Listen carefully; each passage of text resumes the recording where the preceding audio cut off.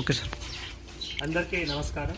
ఈరోజు మాసైపేట్ మండల్లో మన ఎవరైతే ప్రోగ్రెసివ్ ఫార్మర్స్ ఉన్నారో వారు మన జిల్లాలో ముందుగా ఆయిల్ పామ్ కల్టివేషన్ స్టార్ట్ చేశారు. వారు ఫీల్డ్స్ ఈరోజు విజిట్ చేయడం జరిగింది.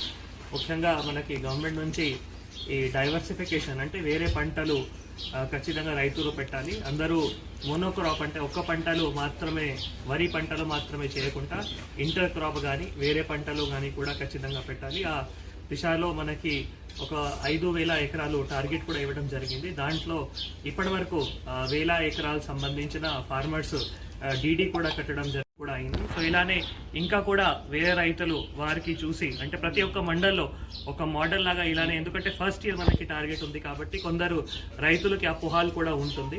సో వాళ్ళు కూడా ప్రతి ఒక్క మండల్లో ఇలానే ఒక మోడల్గా ఆయిల్ పామ్ మనం ప్లాంటేషన్ ఖచ్చితంగా ఉండాలి. అవి ఉంటే మరి